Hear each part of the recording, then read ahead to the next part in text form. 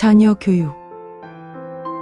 단순한 지식 전달이 아니라 함께 성장하는 여정이라는 말 공감되시나요? 책은담과 심리학, 철학을 바탕으로 진짜 교육과 관계의 깊이를 함께 나누는 이 채널에서 화내는 대신 이해하고 지적하는 대신 기다리는 부모의 힘을 길러보세요. 지금 구독하시면 자녀와의 갈등이 성장으로 바뀌는 길을 함께 걸어가실 수 있습니다. 아무리 과학기술이 발달하고 정보가 넘치는 시대라 해도 인간의 마음과 성장, 관계의 미묘함은 휴식으로 환원되지 않습니다. 대기업 회장도, 지식인도, 거리의 노숙인도 자녀라는 거울 앞에서는 모두 평등하게 불완전합니다. 자식 교육은 단순한 기술이 아니라 실존적 질문이요, 인간 내면의 거울이기 때문입니다. 심리학적으로 자녀 양육은 통제가 아니라 관계입니다. 자녀는 부모의 분신이 아니라 독립된 주체이며 이 주체성을 존중하는 방식으로만 진정한 성장은 가능합니다. 애착이론에 따르면 아이는 사랑받을 때 자율적이 되며 통제받을 때 의존적이 된다고 합니다. 철학적으로 자녀 교육은 내가 누구인가를 묻는 자기 성찰의 과정이다. 소크라테스가 말했다. 성찰하지 않는 삶은 살 가치가 없다. 자식을 키우며 부모는 자신의 성격, 신념, 가치관을 직면하게 된다. 아이는 부모의 그림자이자 빛이며 우리는 그를 통해 스스로를 다시 배웁니다. 인문학적으로 볼 때 교육은 지식의 전달이 아니라 인간됨의 전수이다. 家人有过不宜暴怒不宜轻欺. 17세기 명리학자 홍자성이 책은담에서 가정과 자녀, 교육에 관해 언급한 것은 옛 지혜가 오늘날에도 유효한 이유이고, 책은담은 단지 수양을 위한 고전이 아니라 관계와 인간 심성에 대한 탁월한 통찰이기 때문입니다. 오늘 우리가 다시 책은담을 들여다보는 이유는 단 하나다. 자녀 교육이 답을 구하는 길이 아니라 함께 길을 찾는 여정임을 기억하기 위해서다. 家人有过不宜暴怒不宜轻欺. 이 고전적 명언이 가르치는 교훈은 가족 구성원에게 잘못이 있다면 화내지 말고 부당한 비난을 하거나 그렇다고 가볍게 생각해서 도 안 된다는 뜻입니다. 대부분의 가정에서는 문제가 생기면 즉각적으로 화를 내거나 감정적으로 반응하는 경우가 많습니다. 상대를 비난하거나 실망을 표현하는 시기죠. 잘못한 가족에게 화를 냈을 경우 문제의 심각성을 즉각 알릴 수 있고 순간적인 감정을 표출함으로써 감정 해소가 되는 좋은 점도 있습니다. 하지만 상대방의 마음을 닫게 할 수 있습니다. 관계가 악화될 수 있으며 방어적인 반응만 유발할 수 있습니다. 근본적인 해결보다 감정 싸움이 되기 쉽습니다. 그렇다고 방치했을 경우에는 첫째, 잘못이 반복될 수 있으며 습관화될 수가 있습니다. 둘째, 서운함과 오해가 쌓여 관계가 소원해질 수 있습니다. 셋째, 결국 큰 갈등으로 폭발할 수 있습니다. 그래서 화내지 말고 부당한 비난을 하거나 그렇다고 가볍게 생각해서 도 안 된다는 뜻입니다. 화를 누르는 실천 방법을 알아볼까요? 첫째, 6초 멈춤. 호흡법입니다. 분노는 6초를 넘기면 약해진다는 연구가 있습니다. 숨을 천천히 들이쉬고 내쉬며 시간을 벌어보세요. 둘째, 말하기 전에 글로 써보기입니다. 감정이 복받칠 때 말로 하지 말고 잠깐 메모장에 써보세요. 객관화가 됩니다. 셋째, 나는 지금 화가 났어 라고 인식하기입니다. 감정을 억누르기보다 이름 붙이기 감정 라벨링을 하면 감정이 가라앉습니다. 넷째, 내가 이 말을 듣는다면 기분이 어떨까? 자문하기입니다. 역할을 바꿔 생각하면 말이 훨씬 부드러워집니다. 그렇다고 화도 내지 말고 가볍게 보아 무시해버리면 어떤 결과가 될까요? 몇 가지만 예를 들어 보겠습니다. 첫째, 자녀의 무단 지각 반복하는 경우입니다. 처음엔 한두 번 무단 지각했지만 꾸짖지 않고 넘어가자 나중엔 학교 생활 전반이 흐트러지고 선생님과의 신뢰도 무너지게 됩니다. 둘째, 부부 사이의 작은 거짓말을 묵인하거나 무시하는 경우입니다. 처음엔 작은 거짓말이지만 계속 덮어두자 상대방은 이 정도는 해도 괜찮겠지 라고 느끼고 거짓말이 습관화돼 신뢰 붕괴하게 됩니다. 셋째, 형제가 서로 싸우고 괴롭히는 걸 그냥 방치하는 경우입니다. 애들끼리 그런 거지라고 무시했다가 동생의 자존감이 낮아지고 형에 대한 감정이 누적돼 성인이 되어도 거리감이 형성하게 됩니다. 직접 말하기 어려울 땐 간접적인 이야기, 예시, 고사 등을 활용해 보세요. 요약하자면 하는 훈련으로 조절 가능합니다. 숨쉬기, 감정 라벨링, 말하기 전 쓰기 등 효과적입니다. 문제를 방치하면 관계의 틈, 습관화, 신뢰 붕괴 등 더 큰 문제가 생길 수 있습니다. 혹시 이런 말 해본 적 있으신가요? 왜 또 안 해? 그만 좀 해.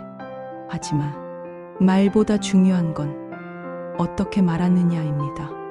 오늘 영상에서 고전과 심리학이 알려주는 아이의 마음을 여는 대화법을 알려드립니다. 지금 구독하고 날 안 통하던 아이와의 대화가 바뀌는 경험을 함께 해보세요. 此是难言，借他是引讽之。 이 고전적 명언이 가르치는 교훈은 잘못을 깨우쳐 주기 어렵다며 다른 이를 빌어 사물을 빗대어 깨닫게 하라는 뜻입니다. 누군가의 실수를 직접 지적하는 것이 효과가 없다면 예시나 다른 상황을 사용하는 등 간접적인 접근 방식을 사용하여 그들이 이해하도록 도우라는 뜻입니다. 직접적인 비판이 오히려 저항을 낳을 수 있다는 인간 심리의 본질을 꿰뚫은 지혜입니다. 옛 선조들은 왜 사물을 빗대어 깨닫게 하라고 했을까요? 그것은 심리학적 원리로 방어 기제와 인지 부조화 때문입니다. 첫째, 아이는 비판을 들으면 자기 보호를 위해 핑계나 부정하려는 방어 기제 심리가 작동하기 때문입니다. 둘째, 인지 부조화 때문입니다. 자신의 행동이 틀렸다고 직접 들으면 알면서도 자존감이 위협받아 반발할 수 있습니다. 그래서 자신이 스스로 깨닫는 방식이 가장 효과적입니다. 바로 그럴 때 사용하는 것이 간접적인 빗대기입니다. 그러면 어떻게 간접적인 빗대기를 해야 할까요? 교육학적 기법인 간접 피드백, indirect feedback입니다. 첫째, 스토리텔링입니다. 유사한 이야기나 상황을 들려주. 이럴 땐 어떻게 생각해? 라고 묻습니다. 둘째, 메타인지 유도입니다. 아이 스스로 자신의 판단과 행동을 되돌아보게 만드는 방법입니다.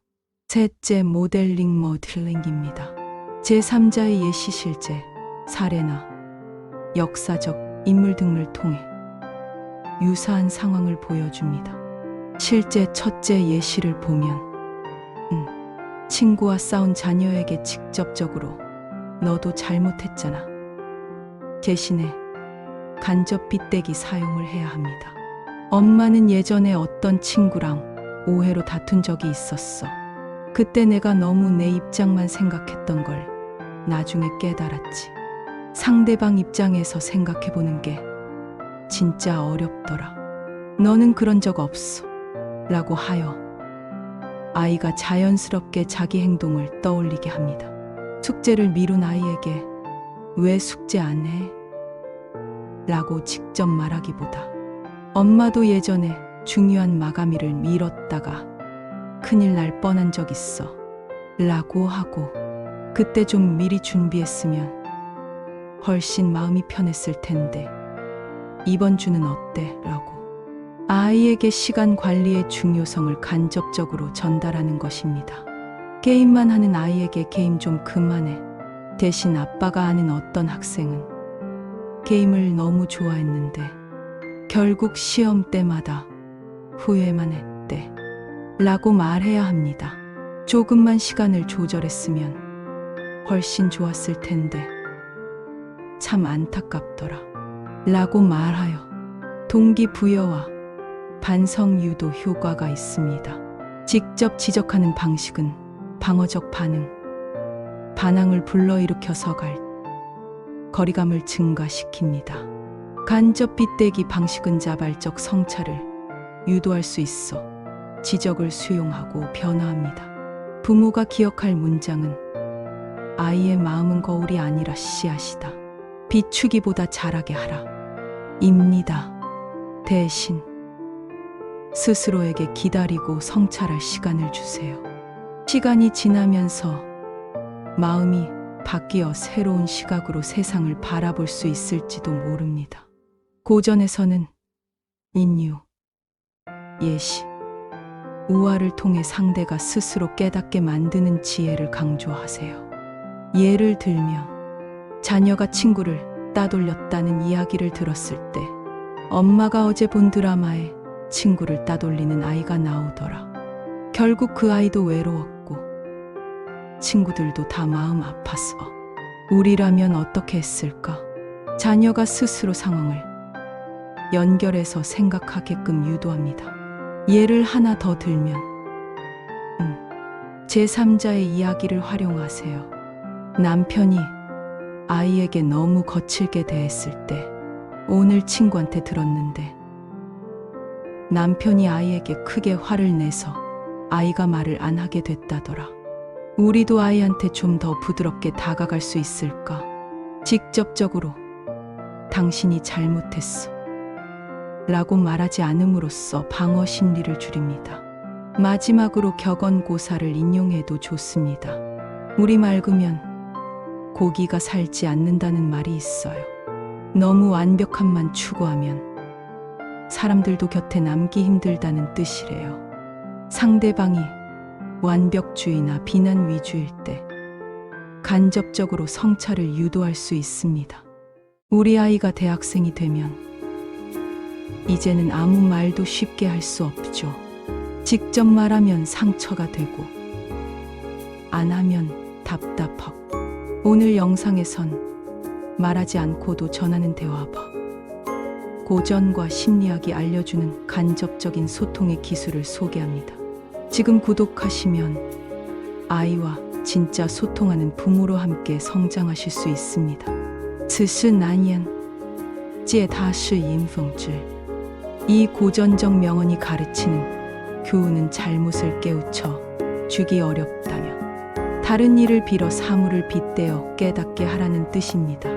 자녀가 대학생이거나 취업 준비 중인 경우 부모가 직접적인 충고보다는 사물을 빗대어 조심스럽게 메시지를 전달하는 것이 심리적으로 더 효과적일 수 있습니다.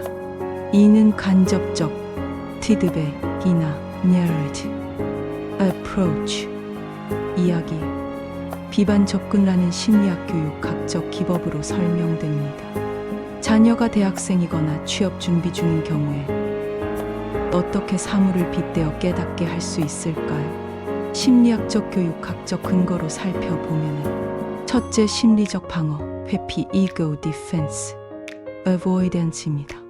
직접적인 지적은 방어적 태도를 유발할 수 있습니다.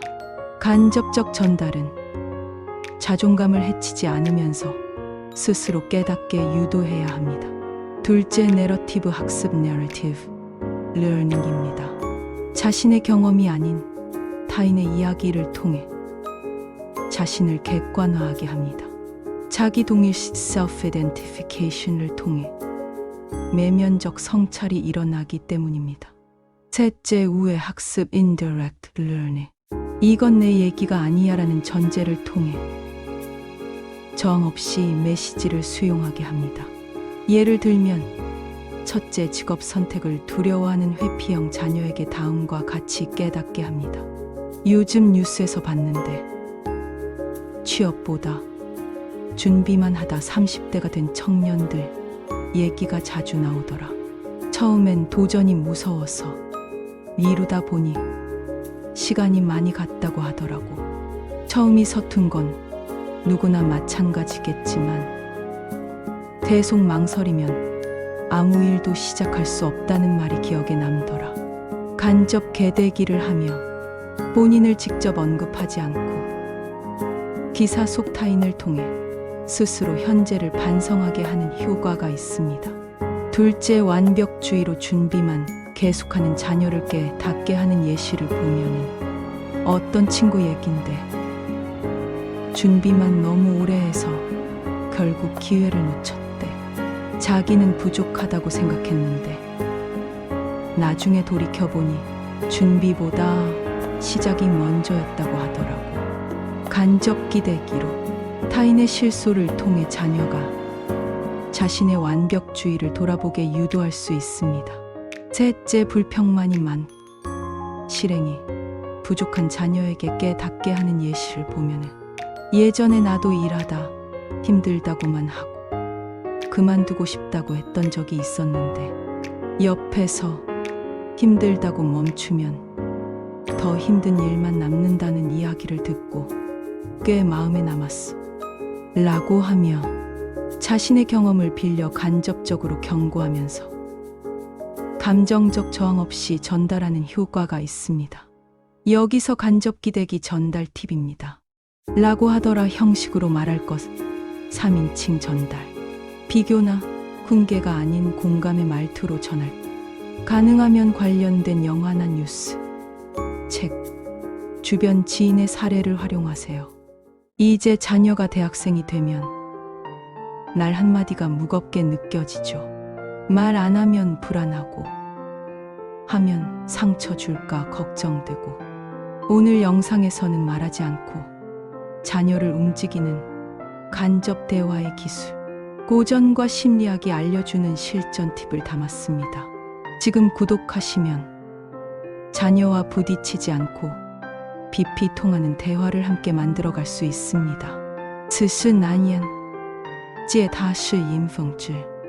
이 고전적 명언이 가르치는 교훈은 잘못을 깨우쳐 주기 어렵다며 다른 일을 빌어 사물을 빗대어 깨닫게 하라는 뜻입니다.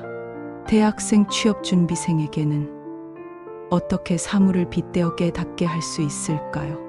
취업을 앞둔 대학생 취업준비생에게는 이미 자아 정체성이 어느 정도 형성되어 있기 때문에 직접적인 조언은 오히려 부담, 반발, 자존감 하락으로 이어질 수 있습니다. 이 시기에 자녀는 존중 기반의 간접적 메시지, 즉 사물을 빗대어 말하는 방식이 훨씬 효과적입니다. 심리학적, 교육학적 원리를 보면은 첫째, 자율성 존중 self-determination theory입니다. 인간은 스스로 선택했다는 감각이 있을 때 동기와 책임감이 높아지기 때문입니다. 조언을 제안이나 비유의 형태로 제시하면 자녀가 받아들이기 훨씬 수월해집니다. 둘째, 간접 학습 모델링 indirect modeling입니다. 제3자의 사례나 우화 실제 이야기를 통해 자녀 스스로 생각하게 유도하는 방법입니다. 지적이 아니라 공유라는 형태로 접근하면 인지적 저항이 적습니다. 셋째, 내면화 과정 지원 internalization입니다. 외부에서 주어진 가치나 규범이 자신의 것으로 내면화되도록 돕는 접근해야 합니다.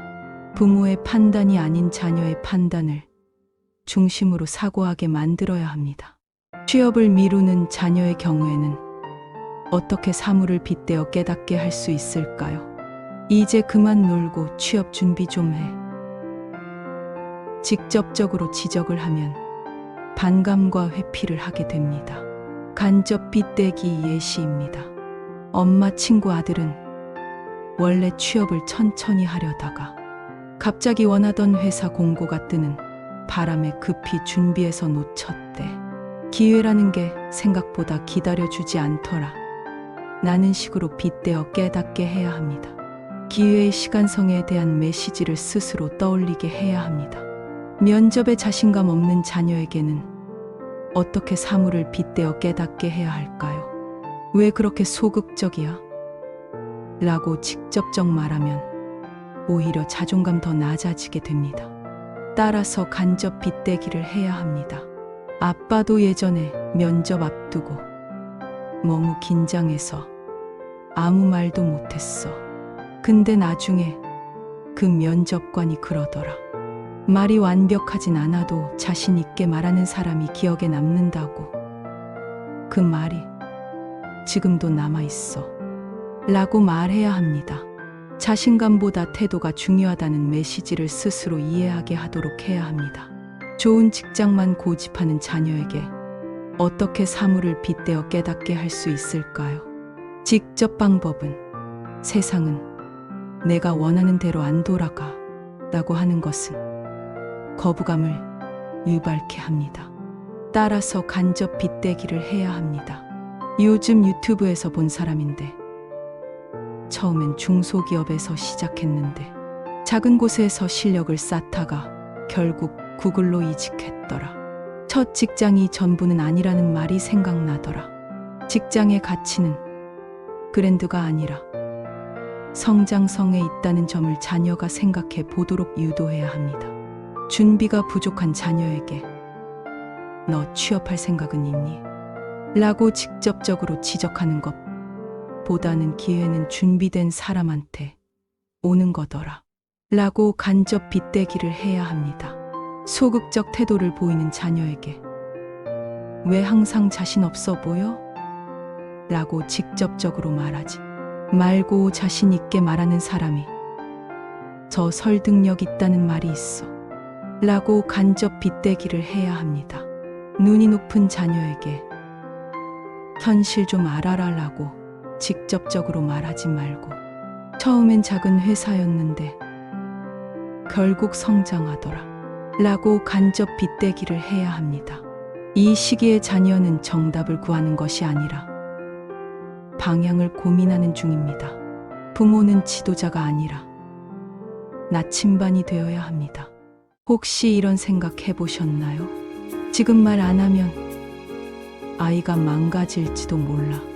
그런데 진짜 성장은 오늘이 아니라 시간 속에서 천천히 자라는 것일 수 있습니다. 오늘 영상에선 왜 기다리는 부모가 더 지혜로운지 고전과 심리학이 알려주는 양육의 속도를 이야기합니다. 지금 구독하시고 조급함 대신 깊이를 키워보세요. 今日不悟是来日再精致. 의 고전적 명언이 가르치는 교훈은 오늘 깨닫지 못하며 다시 내일을 기다려 다시 깨닫게 하라는 뜻입니다. 오늘 명확하지 않아 좌절감을 느낀다면 강요하지 마세요. 그러나 대부분 부모님들은 알이면서도 실제로는 말처럼 쉽게 되지 않습니다. 왜 그럴까요? 3가지 심리학적 이유가 있습니다. 첫째, 즉각적 통제 욕구 need for immediate control 때문입니다. 부모는 자녀의 잘못을 목격하면 지금 바로 교정해야만 문제를 막을 수 있다는 조급함에 사로잡히기 쉽습니다. 이는 자녀에 대한 불확실성에 대한 불안 uncertainty, anxiety 때문입니다. 지금 말하지 않으면 더 큰 문제가 될 것이다라는 불안이 즉각적 개입을 유도하기 때문입니다. 둘째, 감정의 전이 emotional spillover 때문입니다. 부모 자신의 스트레스, 피로, 불안이 자녀의 잘못과 연결되어 과도하게 반응할 수 있기 때문입니다. 실제 잘못의 크기보다 더 강하게 말하게 되고 이를 기다릴 여유가 없게 만듭니다. 이는 자기 감정 조절력이 부족할 때 자주 발생합니다. 셋째, 성과 중심 사고, outcome oriented mindset 방식 때문입니다. 지금 이걸 말해서 고치게 해야 한다는 결과, 지향적 사고는 자녀의 내적 성장이 아닌 즉시 행동 수정에 집중하게 만듭니다. 이런 경우 시간을 두고 자각하도록 기다리는 여유를 갖기 어렵습니다. 따라서 부모가 기다릴 수 있는 힘을 기르기 위해 필요한 심리적 철학적 태도는 무엇일까요? 첫째, 씨앗의 시간을 믿는 철학이 필요합니다. 철학자 루소는 아이를 자연처럼 기다려야 한다고 했습니다. 씨앗을 뿌린 즉시 싹이 나는 것이 아니듯 아이의 자각은 침묵 속에서 자랍니다. 기다림은 아무것도 하지 않는 무의우웨이처럼 보이지만 사실은 가장 깊은 양육의 시간입니다. 둘째, 마음의 공간을 확보 psychological distance 해야 합니다. 부모는 나와 자녀의 문제를 분리할 수 있는 심리적 거리감이 필요합니다.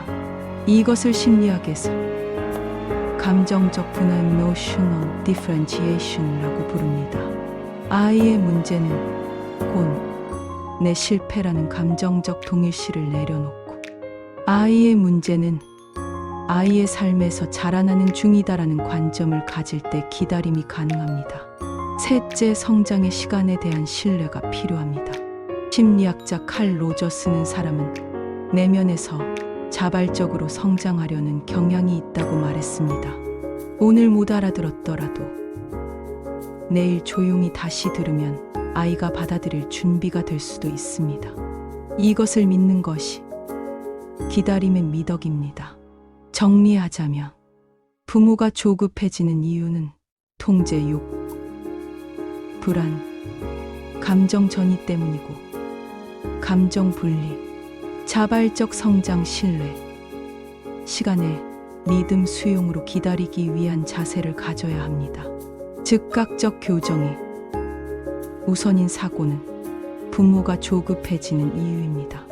내면 변화는 순차적이라는 철학을 가지고 기다리기 위한 자세를 가져야 합니다. 자녀의 성향 알고 계신가요? 같은 말이라도 아이의 성향에 따라 전혀 다르게 들립니다. 오늘은 회피형, 완벽주의형, 반항형 자녀에게 오늘 말하지 않고 내일 조용히 말하는 기다림의 기술을 소개합니다. 지금 구독하시고 아이의 마음을 지혜롭게 여는 대화버 함께 배워보세요. 고전에는 이런 말이 있습니다. 今日不悟是来日再警之 오늘 깨닫지 못하면 내일을 기다려 다시 말하라는 뜻입니다. 왜 성향에 따라 다르게 말해야 할까요? 실수에 대한 반응, 방식이 다르기 때문입니다.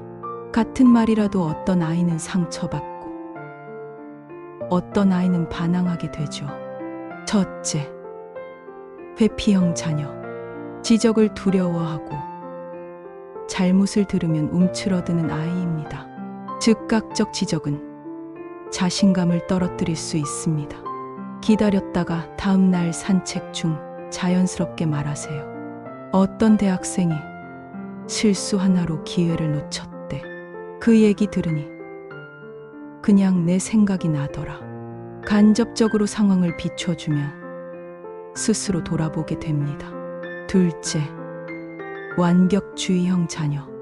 작은 실수에도 자책하고 지적을 나는 부족해로 받아들이는 아이입니다. 기다렸다가 차분한 분위기에서 말하세요. 나도 발표하다 실수한 적 있어. 근데 그게 오히려 실력 쌓는 계기가 됐지. 너도 그렇게 생각해 볼 수 있을까? 실수는 실패가 아니라 성장의 일부라는 인식을 심어줘야 합니다. 셋째, 반항형 자녀.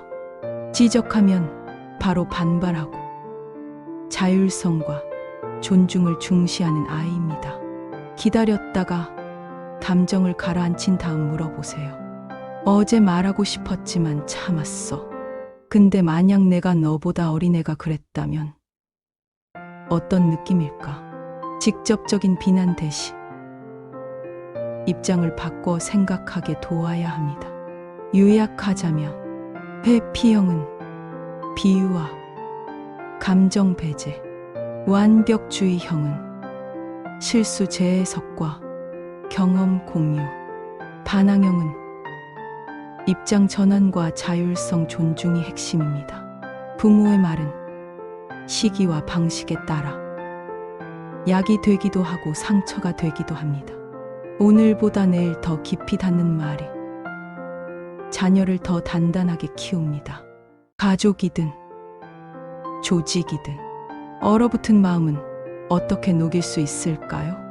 오늘 영상에서는 책은담이 전해주는 따뜻함의 힘, 그리고 말투 하나가 관계 전체를 어떻게 바꾸는지 알려드립니다. 지금 구독하시면 자녀와 구성원의 마음을 열 수 있는 진짜 대화법을 함께 배울 수 있습니다. 책은담의 명언, 如春风解冻，如和气消冰，才是家庭的心饭.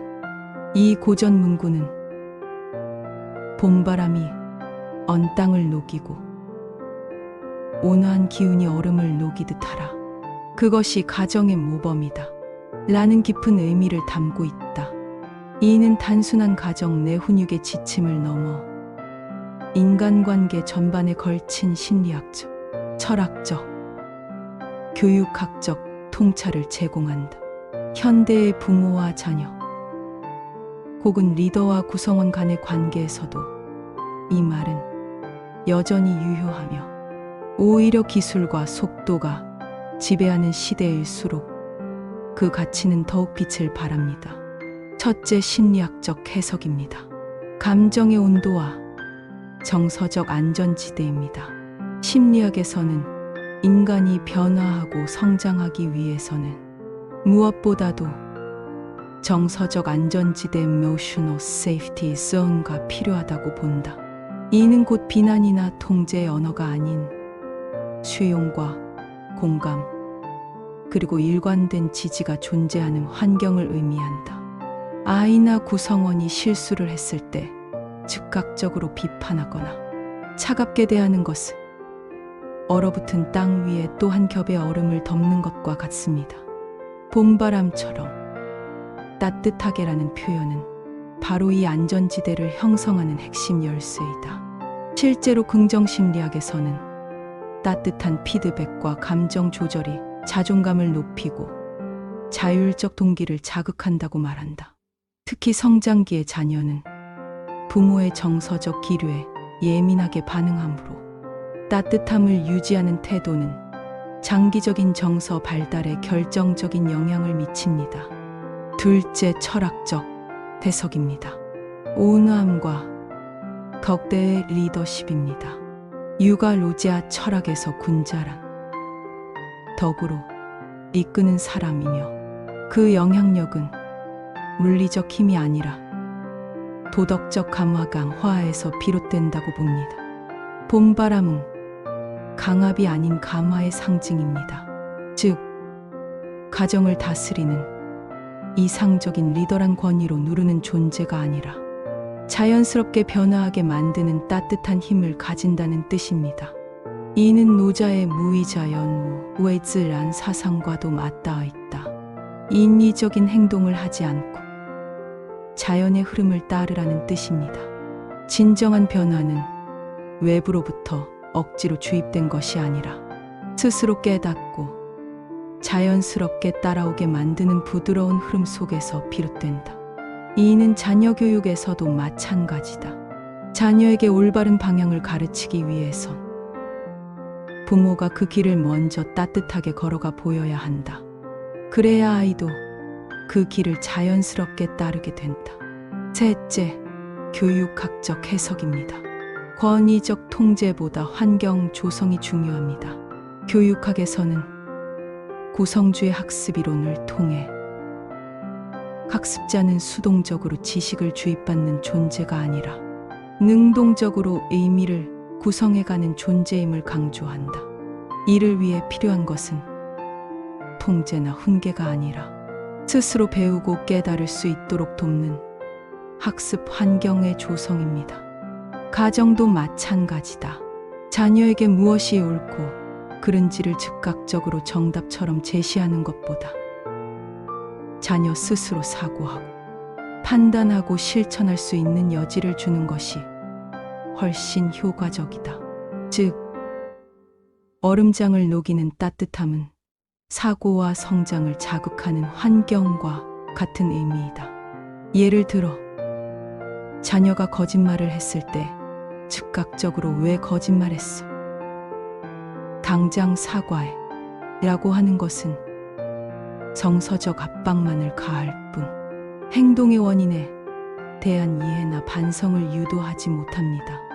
오히려 다음날 차분하게 엄마는 내가 솔직하게 말해줄 거라고 믿고 있었어. 그런데 어제는 좀 놀랐어. 혹시 무슨 이유가 있었니? 라고 말하는 것이 아이에게 내면적 성찰을 유도하고 신뢰의 중요성을 느끼게 해줍니다. 넷째, 이 고전의 문장이 오늘날 가정과 조직에 주는 교훈은 단지 부모와 자녀 사이의 관계에만 적용되지 않습니다. 현대의 조직 문화나 리더십에도 강한 울림을 준다. 위계적이고 경직된 조직일수록 구성원들은 실수를 숨기고 책임을 회피하게 된다.